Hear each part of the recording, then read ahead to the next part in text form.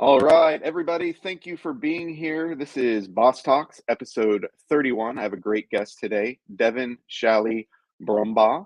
We just went through how to say her name because I hate getting it wrong, and I have in the past. So glad to have her. I've gotten to know her a little bit over the course of the last few months. We actually talked way back in November, and as things happen, we had to reschedule our original talk, but we made it happen. We're here. I'm excited to talk to her. I'm excited for you guys to get to know her better. All you student housing folks out there may know her because you guys are such a tight family. And once you are in there, it feels like you all know one another. So, which is awesome. And it's been great to get to know everybody. But before we get there, again, I'm Evan Happel. I'm with Community Boss. I'm your host. And Community Boss, we are a prop tech solution for multifamily, student, and really condo and residential housing in general, helping you navigate managing all those physical aspects of your community, whether it's parking, amenities, or mapping. We got you covered, even generating some revenue and bringing value to your community. So if you have any questions about that, by all means, reach out to me. But other than that, I want to get to Devan. All right, Devan, thanks for being here. Hey Evan, it's funny the Devin Evan aspect of it, but Yeah. I'm excited to do this afternoon.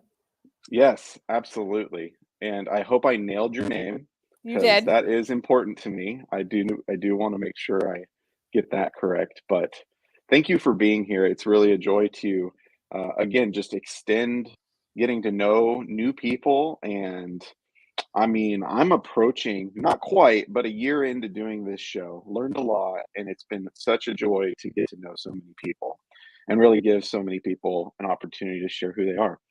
But before we learn more about your journey and kind of your story in student housing and professionally, I really want to just ask you to kick off with some questions just to get the blood flowing, get us relaxed and having a good conversation. So as we see, my company's name is Community Boss. And so I like to ask, how is it that you like to build community, whether it's in your professional and or personal life, just day to day?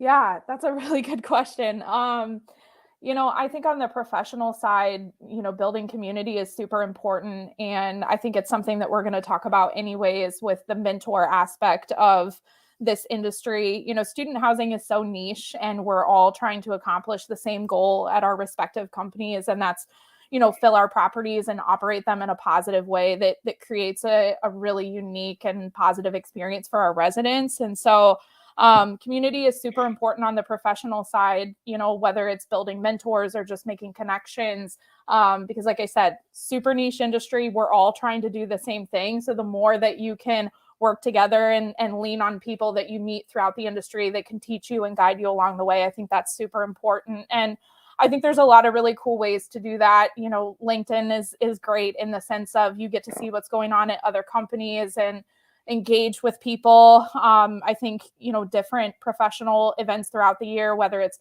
Interface or LeaseCon or anything like that is really great. But, for me, especially when I travel to different markets, I know I mentioned to you, I'm in Miami, Florida this week, which is not a bad place to be.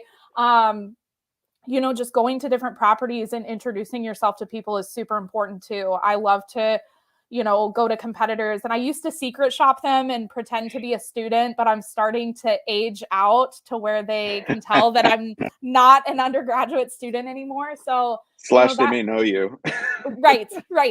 So, that honesty is super important of, hey, I'm here helping out our property and making that connection and then kind of following up with that property manager or whoever afterwards. Hey, it was really great to stop by your property. I appreciate how welcoming you were, letting me see your product. And then on the personal side, sports are really big to me. My husband is a big Cleveland Browns fan, and you kind of have to be all in for them because it's, it is what it is. But I'm also a big Kansas basketball fan. So community on the personal side is super important to me. And I build a lot of that through sports. I know that when we talked way back in the fall, I told you, kind of the cool connection between baseball and my family. My dad's a college baseball umpire, and most of my uncles are coaches. And so on the personal side, sports is really big for me in terms of building community. Yeah. And I don't want to get into your story too much, but that was, from what I remember, like a big part, not maybe a big part, but kind of like a fun part of being in student housing is you actually were somebody that would travel around with your dad to different campuses across the country as he was an umpire, or he was a, sorry, what is he? Was he umpire? Yeah, so Yeah, he was the black sheep of the family. He was the umpire. The rest of my uncles were coaches. But yeah, I remember got we it. talked about it. I did my college visits on baseball weekend trips with him when I was in high school, which was really Yeah, cool. that is cool. That's fun. That is not Yeah. an experience everybody can say they have. Yeah. So that's awesome. Well, besides community, thanks for sharing your thoughts on that. Um, Obviously, when we gather and have a meal, it's another great way to build community. So I like to ask, what is it that you would make somebody when they come over to have a meal with you? Oh, that's such a good question. I have to be honest. I know like people will say like grill a steak. I'm not the steak griller in my marriage. I am the steak seasoner, and then I pass it off to my husband for the grilling portion. But I'm a big pasta girly. Like I love to make like a good vodka sauce or a lemon cream sauce, something like that. And I think you can get really fun with like the noodles and the sauces and that sort of stuff. So to some people that might be a cop out, but you can put a lot of love into that sauce and a lot of flavors and stuff. So that's where I tend to go when we have people over. Nice. Yeah, no, sauce is key. In fact, I don't think my kids will eat it unless it has a sauce. You Yep. know, they're I'm like, a "Oh, this sauce is queen. too dry," for sure. No, sauce is good. Good sauces, you can't beat that. All right, and then third question, when it comes to where we're located, we're in Seattle, big coffee culture here. So I want to ask you, what is your actually, and I need to add, we actually have our own Boss blend of coffee. Okay. So for all our new customers, they actually get a bag of coffee and a coffee mug and all that stuff, kind of representing our culture here in Seattle. But I want to know, what's your favorite cup of coffee? Okay. Well, I have to disclaim, my husband and I, for one of our wedding anniversary trips, we actually came to Seattle. We wanted to hike the Washington National Parks, which is super fun. And we went to the Starbucks Reserve Roastery, which was like one of the most epic experiences that I've ever had. It was so cool. But I teeter between, if there's not, I'm just gonna go Starbucks, but if there's not a seasonal drink out that I'm super like pumped about, like right now it's the pistachio cream cold brew. Love it. Can't get enough Oh, of it. I am usually an iced blonde vanilla latte person with soy milk. okay, nice. So you do like to go with the more espresso drinks. Although cold brew, not espresso. I Sure. enjoy a cold brew personally. It ends up being a little easier on the old tummy, less acid, because it's just soaking in the beans. But yeah, that's great. I'll have to Yeah. try that pistachio cold brew though. I haven't had that one. It's epic.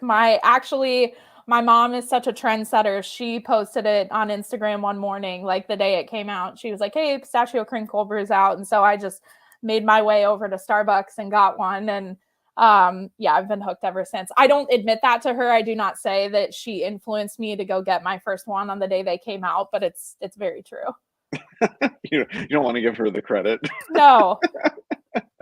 That's funny. All right. Well, thank you for sharing those answers to all my questions. And now I just want to jump right in and get to know you a little bit more, share with others about you. Although, before we jump in, I want to just share some of the love. I don't know if you see the questions, but or the comments, but we got Wes Dees. He's giving you some love. Oh, Monica, I'm assuming you know these people. these are all my favorite people. Yes. This is awesome. Alex is my girl. We were on a panel together at LeaseCon, and we just like clicked over the same values about student housing and leasing. And I actually see the last comment is my husband saying that Okay, I was very typical in picking pasta. pasta. Yep. Yeah, nice. Well, I'm glad he's representing and supporting you on here too. That's Yeah, it's awesome. awesome. All right, so let's jump right in. Tell us your story. Like, how did you get into this niche world of student housing? Because you got into it right out of college, right? I was actually still in college. So I'm based in Columbus, Ohio. That's where I'm originally from.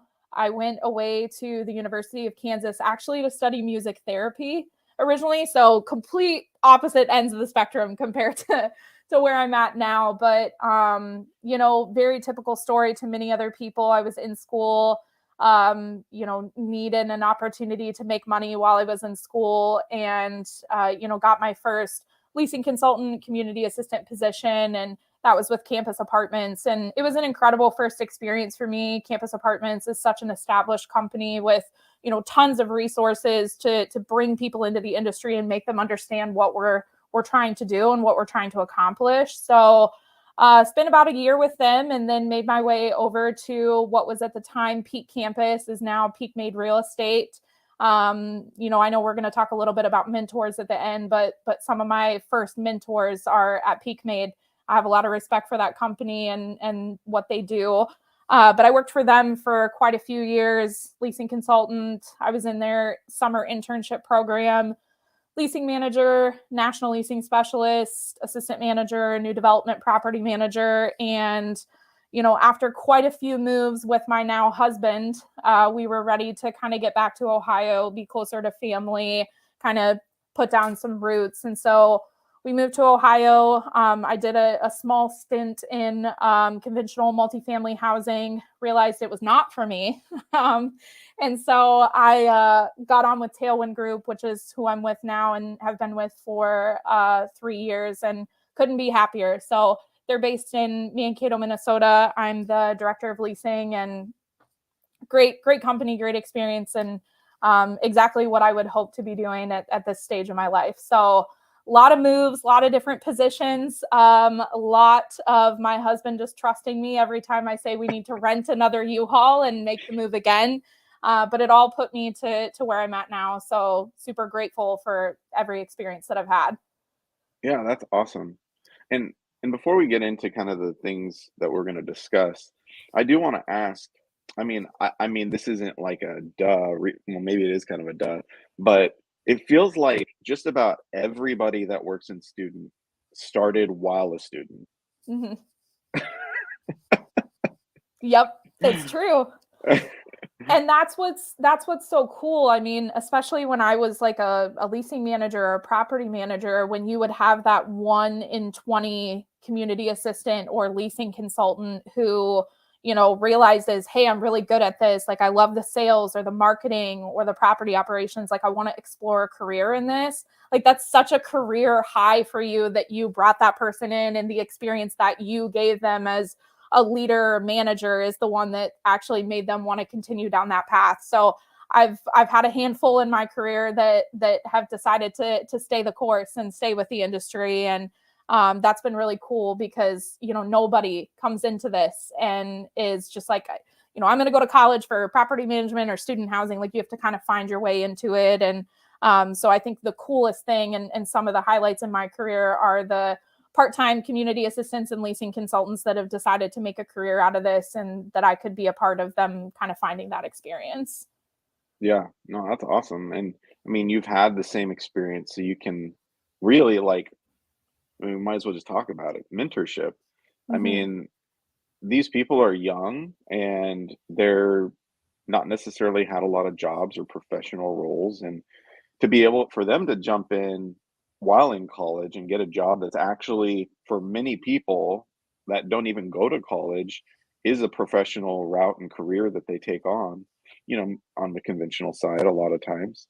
So for them to be able to jump in and then, get their footing and maybe learn something. Maybe they don't stay, but if nothing else, they're learning a professional job, how to present themselves, how to sell, all those things. So, yeah. So, what's that?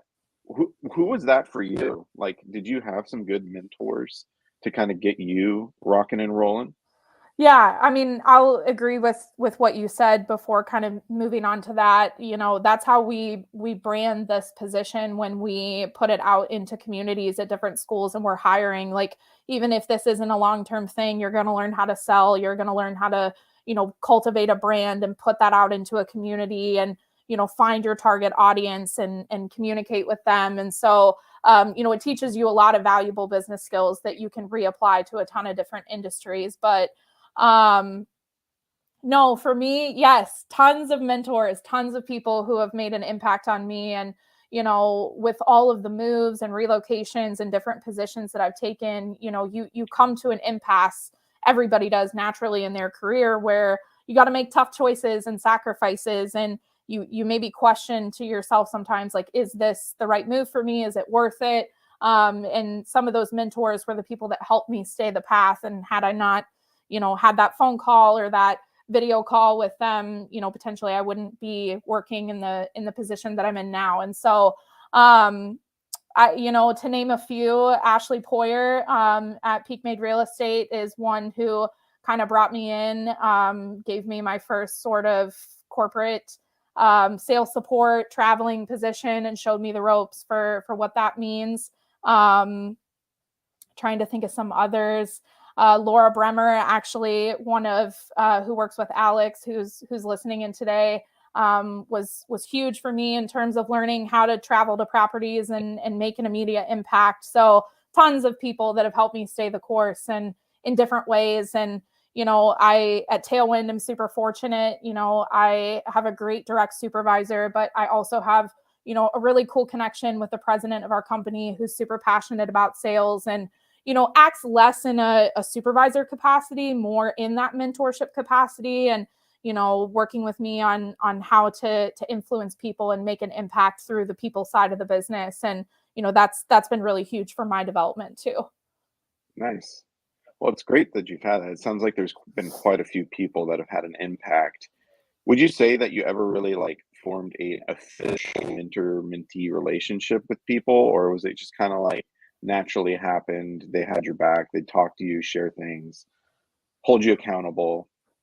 Yeah, that's a great question. I think it depends on the company. When I was with PeakMade Real Estate, it was built in as a part of the training program where they paired you up with somebody who was a veteran in the same position and could be somebody that you could meet with biweekly or monthly. And I've had different opportunities to do that on both sides where maybe I had been a leasing manager for a while and, they wanted me to talk one-on-one with somebody, kind of help them find their footing and figure it out. So definitely experienced that a lot at PeakMade. And, outside of that, I think it's kind of like trying to find adult friendships, like where you have to like formally ask somebody, do you want to be my friend? Do you want to be my mentor? And it can feel very strange, very Yeah, foreign. So, but no, I think some of it, I think, has come through the company and the structure of their training programs, but also in different situations, it's just been as simple as, kind of like finding friendships in adulthood. You make a connection with somebody and you're like, hey, I want you to be somebody that I can have, a very real conversation with. Alex at GMH has kind of become that for me. When we first connected at LeaseCon back in December, I told her, hey, I want to talk to you about some of these markets that we're really struggling in or coming up short in leasing. And she was like, yeah, anytime. So I think it can also be as simple as that too. yeah, yeah. I mean, I think mentorship can be lots of different things. I shared with you and some others that have been boss talk guests, just something that's been starting to come out there called mentor matchmaker and or matchmaking. Mhm. Uh, Somebody that I connected with started it, and it's been really cool. Just in a really short amount of time, the number of people that have jumped in and obviously are hungry for mentorship and getting to know people. And with technology, I think we're just much more adept and okay with like doing something like that over video versus having to get in person. So I mean, the box opens even more when you're able to do it with people that are across the country versus just your local. area or even your company. So like being able to learn from so many more people is super fun. So if you haven't or others haven't, I totally check it out. If you can't find it, reach out to me. I'd love to get people connected to that resource as well. Definitely. But yeah, so mentorship, I mean, it's like, I don't know, it's like cheating to me, right? So if you have a mentor, you're plugging into their knowledge, Hmm. right? Like if you want to just go it alone and figure it out and make all the mistakes, like you're still going to make mistakes, but Right. I mean, it's so much better when you find people that are successful in the industry to learn from. I Yeah. mean, Or and maybe not necessarily people who have on paper success, but people that have diverse experience. yeah, I look at, especially in the student housing space, people that have worked in a variety of markets, I think is super important. So, as the director of leasing at Tailwind, maybe a mentor for me is not, necessarily a somebody at a VP or somebody at the C-suite level. Maybe it's somebody who is on the on-site space still, but has worked in 15, 20 different markets. And, what I look for in a mentor these days is somebody who can help me realize that different leasing difficulties that I've faced, learning from those and being able to repurpose those in other markets, that's the key to success. Whether you're going to College Station, Texas, or Ames, Iowa, and being able to take things that you learned in, Miami, Florida, where I am this week, and repurpose them to different students, different markets, that sort of thing is super important. And so, not always longevity, I would say, or on paper success is super important. I think diversity in the wealth of knowledge that they have also plays a huge part potentially in what you should look for when you're trying to find somebody that can kind of give you the ins and outs and help you in different ways. yeah, for sure. And there's different lengths of how long you would be in that relationship too. You might continue the relationship, but like an official mentor-mentee thing, sometimes it just kind of goes, ends, and you get a new one. Like it just, and then some of them people have for years, right? So Yeah. um, I think it's like you always have a season where you're learning something new or having a need to learn something new. And so when you find people that are like willing to like help you in that moment for a time, that's invaluable, really. Yeah, definitely. All right. So as we've established, you work for Tailwind Group. In general, you've been in student housing for a lot of years. You dipped your toe in conventional, but you came right back to student. Yeah. And I think people would go the other direction and do the same thing. Yep. Yep. I know somebody, we had an incredibly talented leasing manager in Columbus, Ohio, and she had come from conventional and absolutely knocked it out of the park for us in terms of leasing, especially in the Ohio State market, but eventually made her way back to conventional. And when the call came through of, hey, I'm taking my next opportunity, I'm like, I get it. It was me, but it was the inverse. You know what I mean? I took a step the other direction and realized this is not for me. I got to go back to what I know. Yeah, yeah. So when it comes to that, what is, from your take, been the difference? I mean, even in your role and the way you support your communities and what you do is somewhat different than what would be experienced on the conventional side. So kind of explain that and like what you've learned to be kind of the differences. Yeah, I'm super passionate about this topic and this question. Student housing is very cyclical. For the most part, we're leasing August to July, but so is every single one of our competitors in the market. And so Mm, we are going after the same renter base as all of our competitors and targeting them for the exact same time. And, even though I only spent a limited time in conventional, one of the things that I realized was, you're turning units all year, and what may be your peak season for unit turnover may not be the same as your competitor down the street. So, depending upon how many active renters are in the market, you may not be battling your comps, or you might be, depending upon the season. Whereas for us, renewal seasons in the fall, and then, depending upon your market, it might end October, November, December, January, February, I would say at the absolute latest. And then it's, all guns blazing on new leasing. And so it's just different in the sense that it's super competitive because you're all targeting for the exact same time frame and you all have the same renter base that you're trying to pull from. And these students are inundated with communications from, 5 or 6 properties in the same market. And how do you differentiate yourself to not send the exact same communication that, the Village or the Point or whoever down the street would send? How do you stand out in the things that you say to be the one that stands out and comes out on top? Yeah, for sure. And you can't stagger leases. It's not No. like, oh yeah, we have 6-month leases right now and a year lease and an 18-month lease and Nope, it's 12-month leases. And depending upon the market and what your property has experienced, we have market specific conditions where maybe a property has a recurring interest from med school or professional school or graduate program that leases on a different structure. We might do some 5 or 10-month leases to help with graduating seniors and kind of be able to work people in mid-year based on those programs. But I mean, otherwise it's August to July, always. Yeah, right. Yeah, that is not the same. Yeah. And like you said, you're all fighting for the same people. You've got, they're all the same age by and large. Obviously, you have varying ages here and there when it comes to students and people go to school, but most of them, they're between probably the ages of, 17 and 21, 22 years old. So it's like all the same market, all the same competitors, and even the school you're competing with them. Yeah. So yeah, it's definitely That's an interesting relationship with the university because from market to market, it's so different.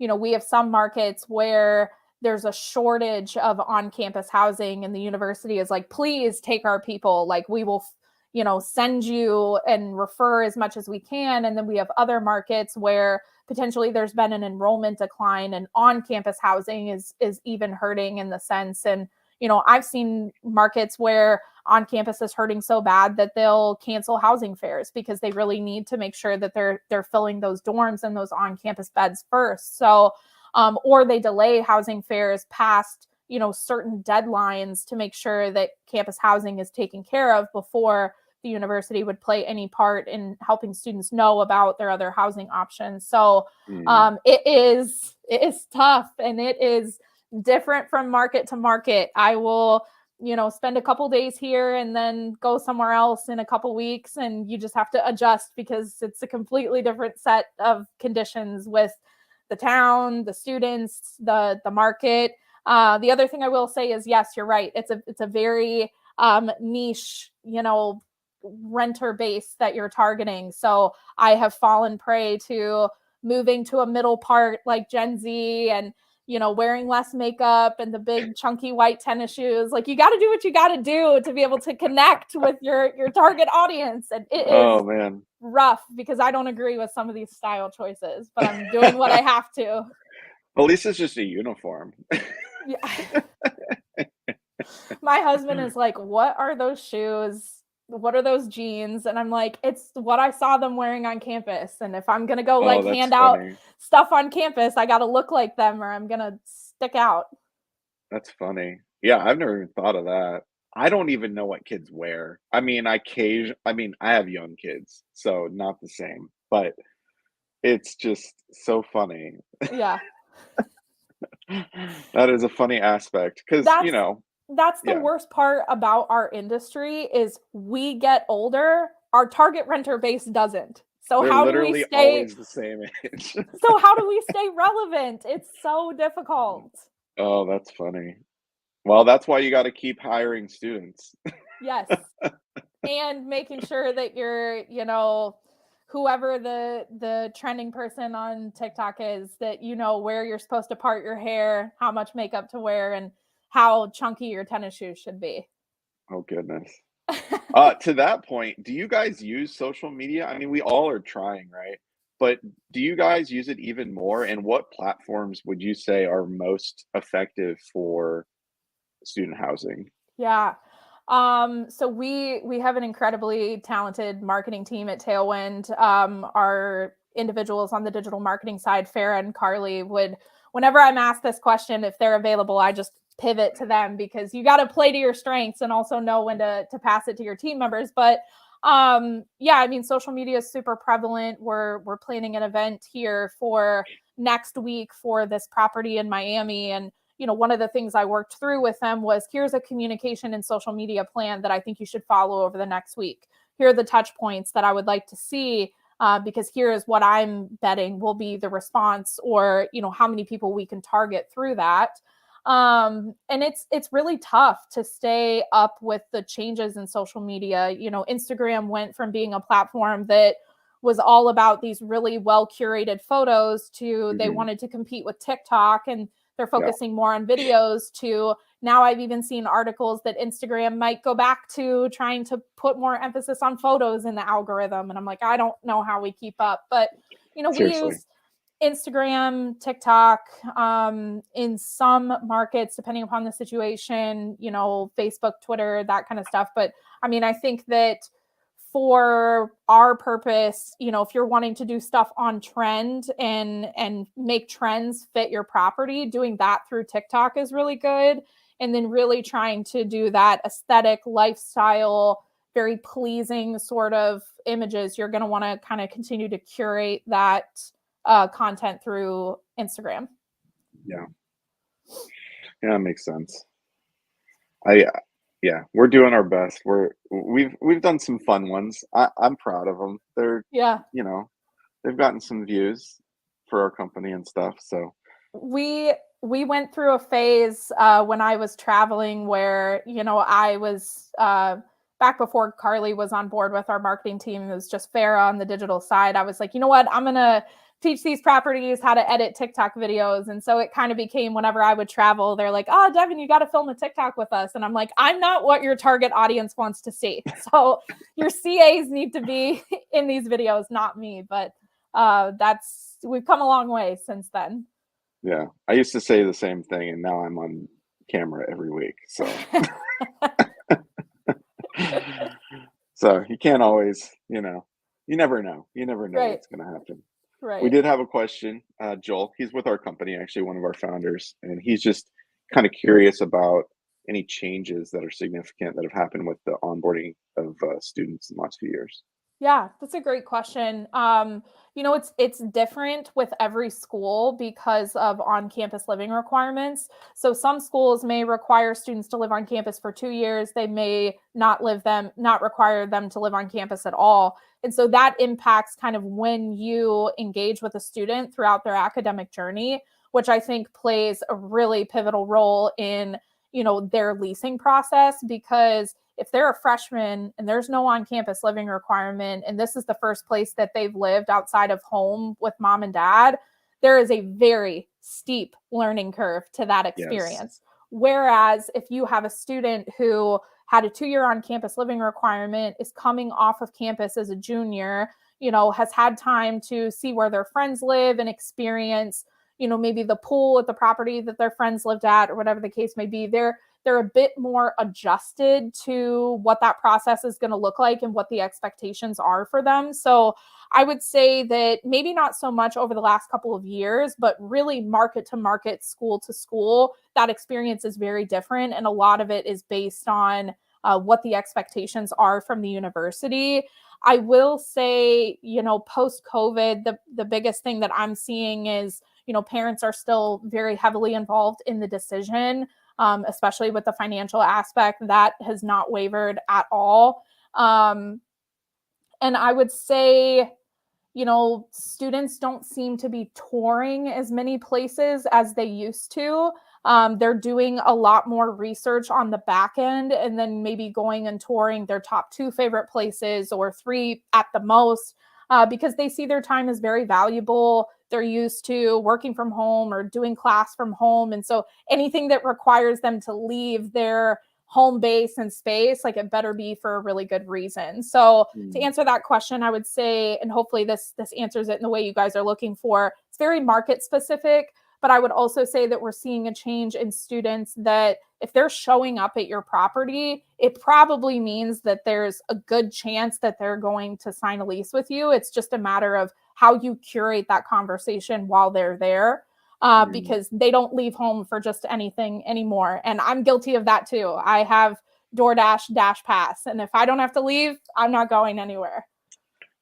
Yeah, no, it's a real part of our culture now. Yeah. Especially in light of COVID. I mean, everybody got so used to ordering everything and having it delivered, or just rolling up, getting it in your car, and you take off, and you don't have to do any of the shopping. And so, yeah, I think we've had a major shift, and then these kids, they all grew up with that. So yeah, they're very, I think, used to it. It's kind of like second nature to them. Whereas me, I'm like, I ain't paying for my food being delivered. You kidding me? That was me last night. I got finished up at the property, ran a couple errands, and I was like, there is no need for me to be anywhere than my hotel bed. So let's see what we can get delivered. It is what it is. Yeah, it is. There is another question.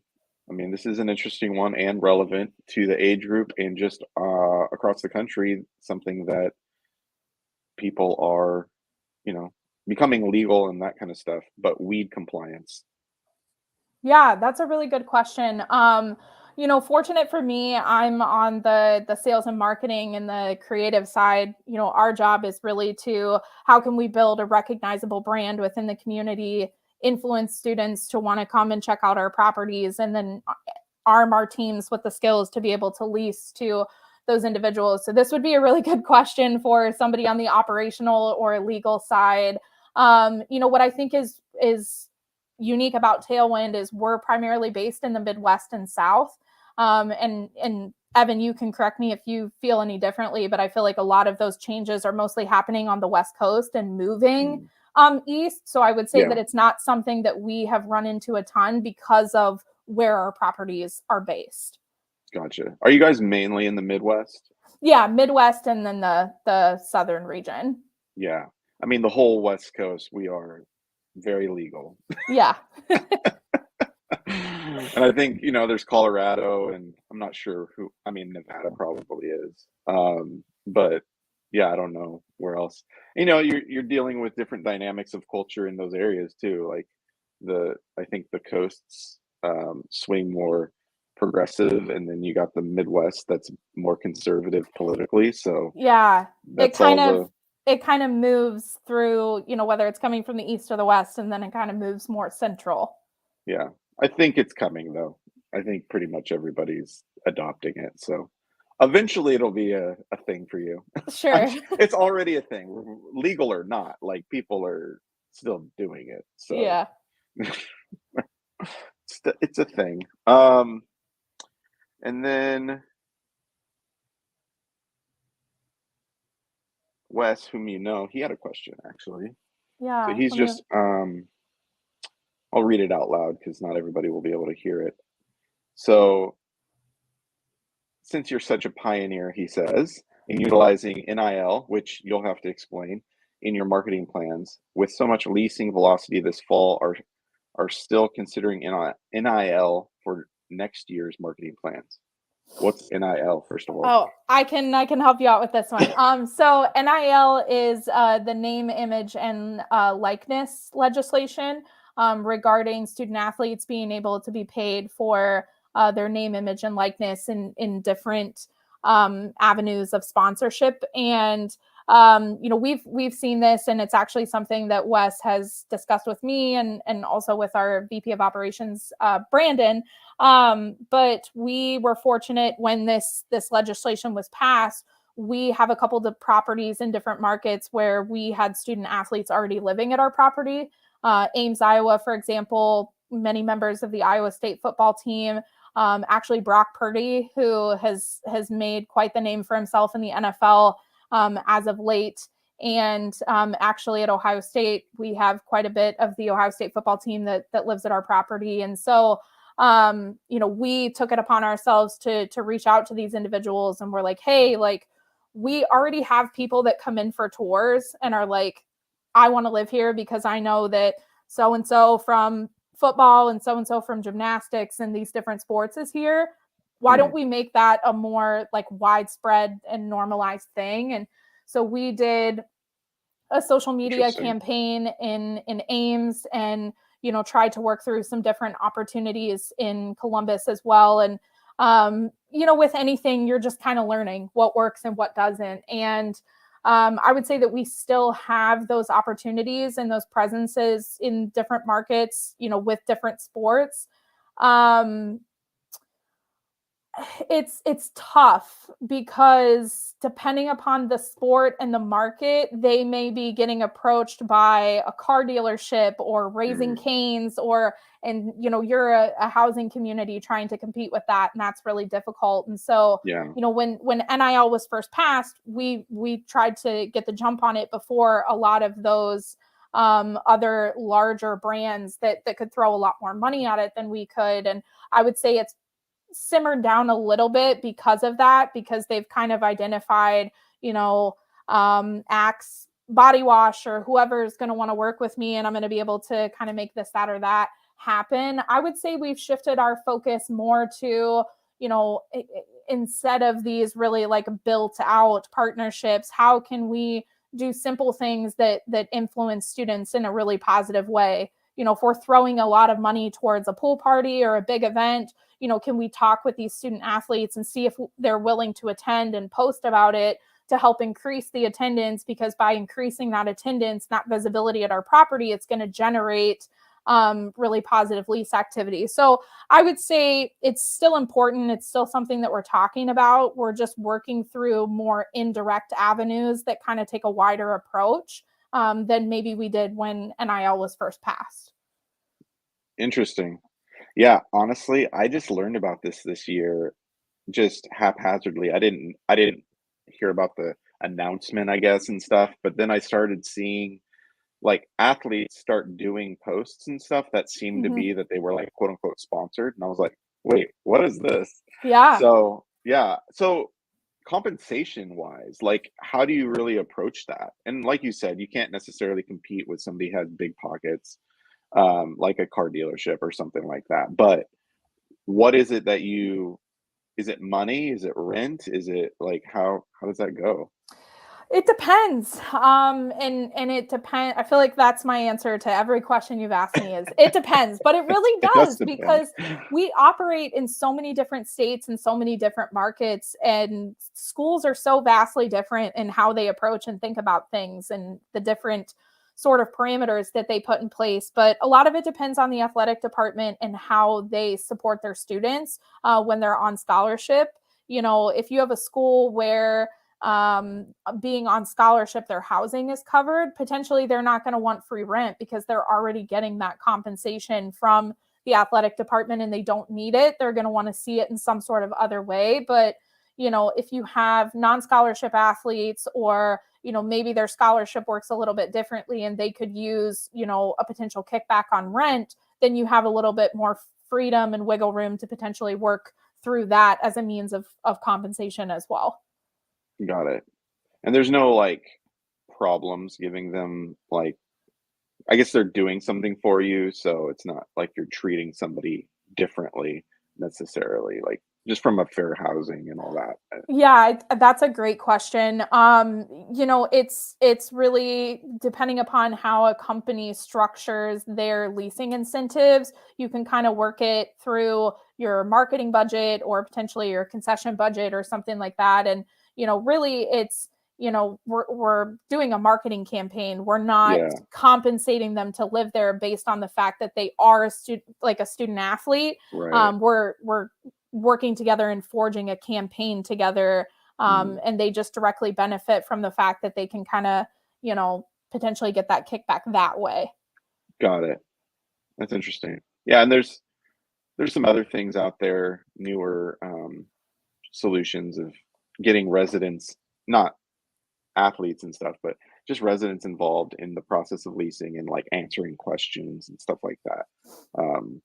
maybe you use some of that. But yeah, no, that's interesting. That's a whole another topic. I haven't even thought about that from a housing standpoint. So that's interesting and probably more applicable to student in general, just Mhm. because it is student focused.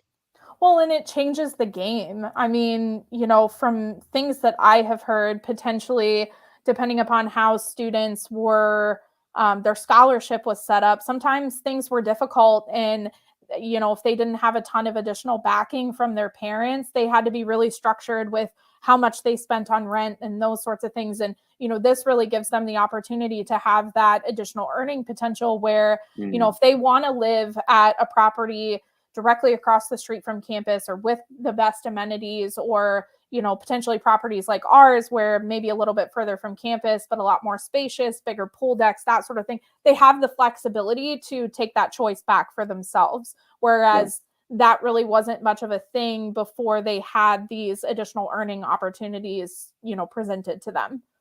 sure. Yeah, that makes sense. Yeah, because typically they'd have to live on campus and that gets provided for them, but it's like, well, I don't really want to live on campus. Right, right, I'm getting older. Let's venture off campus. right. No, that makes sense for sure. Because I only was on campus 1 year. I was only on campus 1 year, and my journey of campus housing was very quick in that I was on campus for a year. I lived with three other girls for 1 year, and then I moved into a studio apartment. Never looked back. There were Mm. no roommates to be had. It was not for me. Which Hey, feels hypocritical because we do deal with resident conflict and roommate oh conflict, gosh. and we have to kind of work with them and be like, okay, but maybe compromise on this or do this or do that. But then I reflect on my own college experience and I'm like, I would have never ever put up with any of this. I can only imagine the conflicts that you guys get in the middle of. It's yeah, that's probably a whole topic. I'm sure there's some good stories there. Fridge space, not being able to find the TV remote. It's Oh just, goodness. yeah, there's a lot of territory you can cover and potentially disrupt how somebody likes their living space to be. That's funny. And they're just kids. Yeah, that's fun. Well, Devin, it's been great to have you. I really appreciate you jumping on Boss Talks and saying yes to this. And I hope you enjoyed yourself and that this isn't necessarily the last time we speak. But, in general, I like to stay connected to people that are my guests and continue building relationship and a community around being on Boss Talks. Yeah, So, well, Evan, I just want to say thank you. This was a lot of fun just to kind of get to laugh with you and talk through different aspects of this really kooky, really niche industry that some of us have, for some reason, signed ourselves up to work in. So I appreciate, you giving a platform to student housing and also building community through this avenue. I think it's super cool. So appreciate the opportunity. Appreciate you allowing me to represent Tailwind Group too. yeah, I know we've had Bo on here before as well. So just want to say thank you for providing this avenue, also putting the spotlight on student housing and laughing with me for the last hour or so. It's been a lot of fun. yeah, absolutely. Yeah, thank you. And obviously, she enjoyed it. So if you want to jump in and be a boss on Boss Talks, I would love to have you. And I would, first of all, don't be worried about, this being scary or whatever. You just jump in, ask you some fun questions. We have a good time. So if you want to jump in and be a boss on Boss Talks, reach out to me. I'd love to have you learn why you're the boss, why you have something to offer this industry, uh, greater multifamily, all the way down to student and everywhere in between. I think we're missing senior. I've never had a senior housing person, so we got to I get there I have sometime. no insight there, so cannot help you. Yeah, someday we'll get there. But again, thank you. And this has been Boss Talks. See you next Wednesday. And thanks for watching.